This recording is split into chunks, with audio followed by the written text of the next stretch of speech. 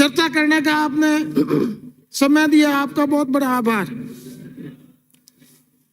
सभापति महोदय, मनुष्य जीवन के अंदर शिक्षा का योगदान बहुत अहम योगदान है। भारत के संविधान निर्माता बाबा साहब भीमराव अम्बेडकर साहब ने कहा था कि शिक्षा वो शेरनी का दूध है, जो पिएगा वो दहाड़ेगा। शिक्षा एक ऐसा धन है, न तो कोई उसको खर्च कर सकता है, न कोई बांट सकता है, न कोई छीन सकता है, और मनुष्य जीवन शुरुआत से लगाकर अंत तक शिक्षा ग्रहण हमेशा करता रहता है और उसके अंदर प्रगति होती है। उस विषय पर आज चर्चा हो रही है। सभी माननीय सदन के सदस्यों को एक शिक्षा को अलग जगाने के लिए मिलकर नवाचार कैसे करें, शिक्षा की उच्च क्वालिटी की शिक्षा आम ग्रामीण क्षेत्र पर कैसे हम पहुंचावे, उसके बारे में विचार करना चाहिए। मैं माननीय सभापति महोदय आपसे निवेदन करना चाहता हूं कि पिछले 4 साल से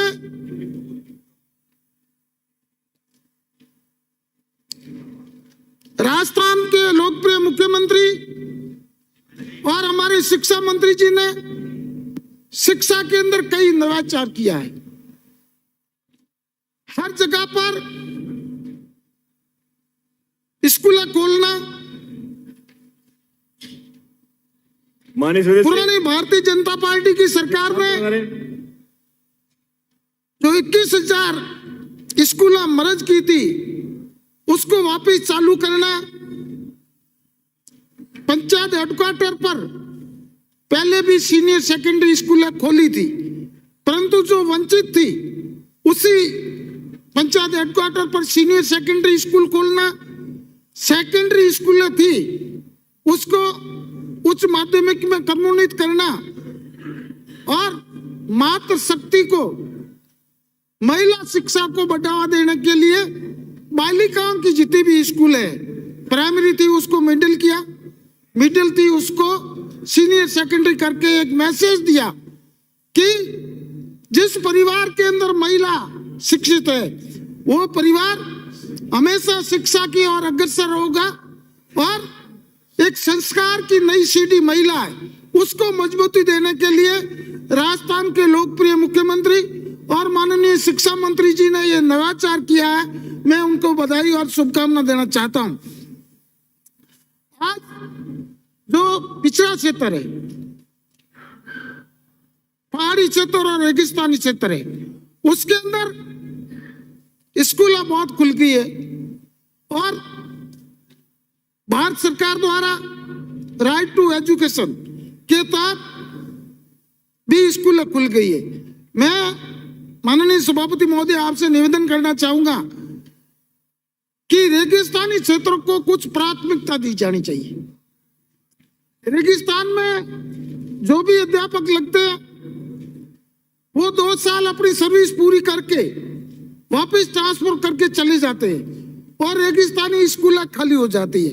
आज हमारे बॉर्डर क्षेत्र के जितने भी स्कूल सीनियर सेकेंडरी है, वहां पर लेक्चररों के पद खाली है, वरिष्ठ अध्यापकों के पद खाली है और लमसम प्रिंसिपल के तो पद खाली है।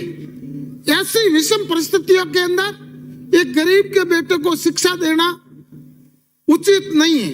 इसलिए मेरा माननीय शिक्षा मंत्री जी से निवेदन है कि अभी जो आपने लेक्चररों की परीक्षा हो गई है और वरिष्ठ अध्यापकों की परीक्षा हो गई है, इनकी जब भी रिजल्ट आवे उसके अंदर आप जो अभ्यर्थी है उनसे विकल्प भराते हो, वो विकल्प एक ऐसा है कि अभ्यर्थी दूर कौन जाना चाहेगा।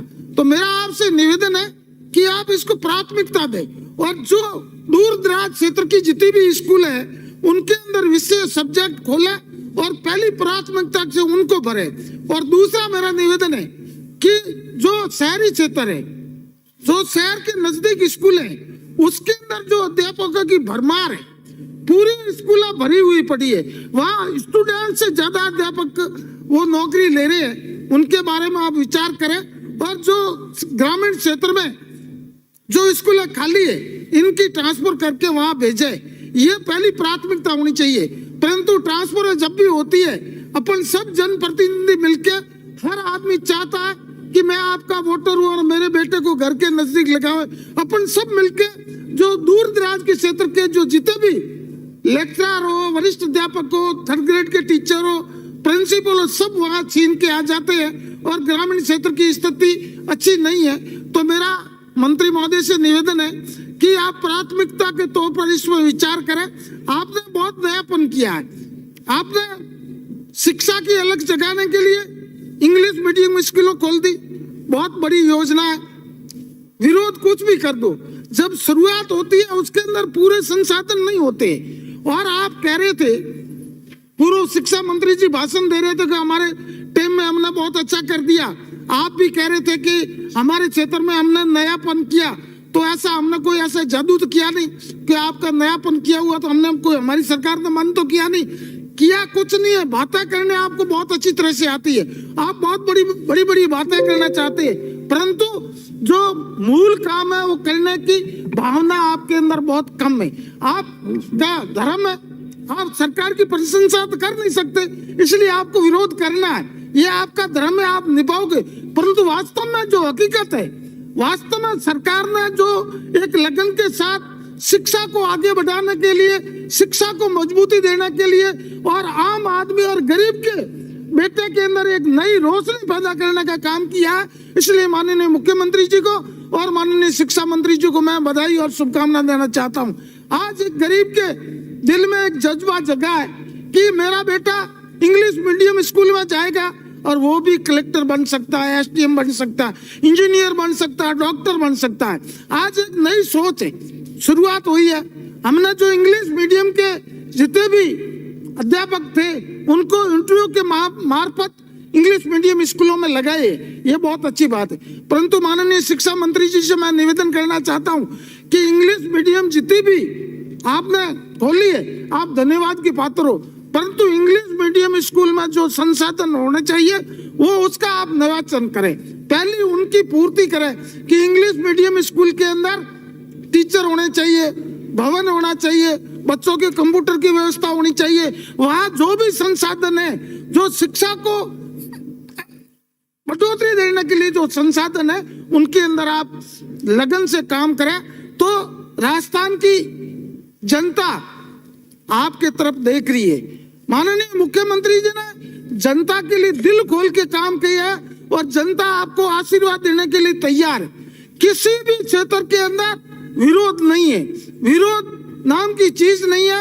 आपको तो ये मैसेज जनता तक पहुंचाना है, जनता के हित की।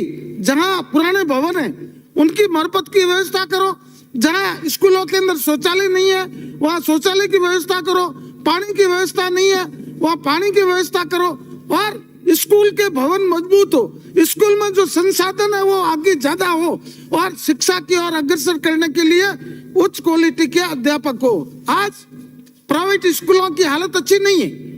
पहले ये होड़ लगी हुई थी कि हर आदमी अपने बेटे को, पैसे वाला लोग प्राइवेट स्कूल में भेजना चाहता था, वो मामला धीरे धीरे कम हो गया।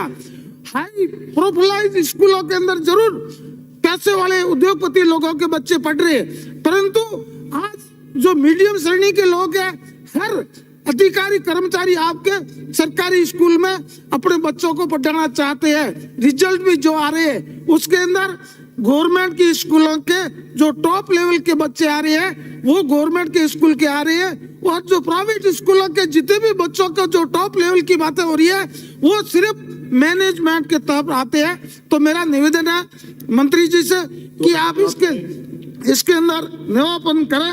आपने शिक्षा को बढ़ोतरी देने के लिए स्कूल क्रमोन्नत बहुत की, आपने ब्लॉक स्तर पर सभी सब्जेक्ट खोलने की घोषणा कर दी, छात्रवृत्ति की घोषणा कर दी। आपकी मेहरबानी से मेरे विधानसभा के अंदर आपने कस्तूरबा गांधी छात्रावास खोल दी, अनुसूचित जनजाति को मजबूती दिलाने के अनुसूचित जनजाति आवासीय बालिका विद्यालय खोल दिया, अल्पसंख्यकों को मजबूती देने के लिए एक नहीं दो अल्पसंख्यक आवासीय विद्यालय खोल दिए, कस्तूरबा गांधी छात्रावास गौड़ के तले में खोल दिए। आपने बहुत अच्छा काम किया। और ये बच्चों को प्रोत्साहन करने के लिए गार्गिक पुरस्कार हो, इंदिरा प्रदीप जैसे पुरस्कार हो, जो अच्छे अंक प्राप्त करते हैं उनको स्कूटी की व्यवस्था हो, साइकिल की व्यवस्था हो, दूध की व्यवस्था हो, बच्चों को पोशाक की व्यवस्था हो, सिलाई की व्यवस्था हो, बहुचर के मार्फत उनको किराए की व्यवस्था हो, ऐसी कई योजना की है।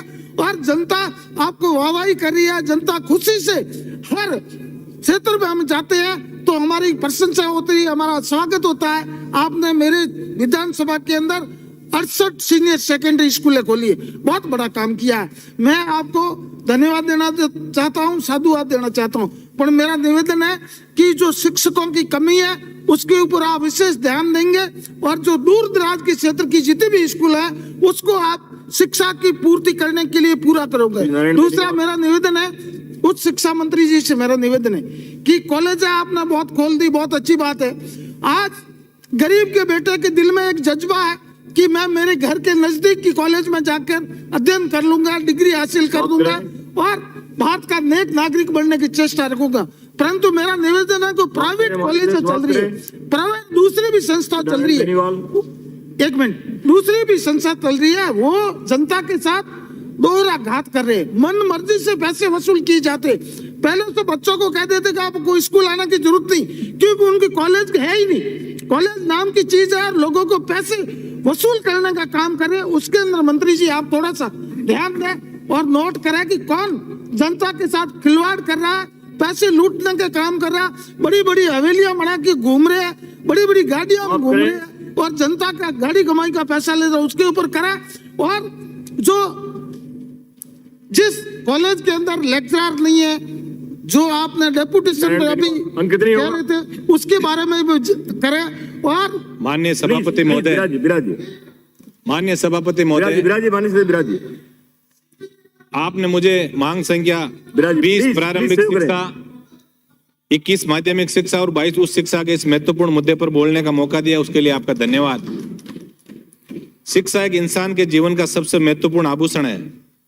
आज आधुनिकता भरी जिंदगी में अपना वजूद कोई बनाए हुए है तो वह है शिक्षा। कहा जाता है कि शिक्षा पर किया गया खर्च हमेशा सूद सहित वापस मिलता है।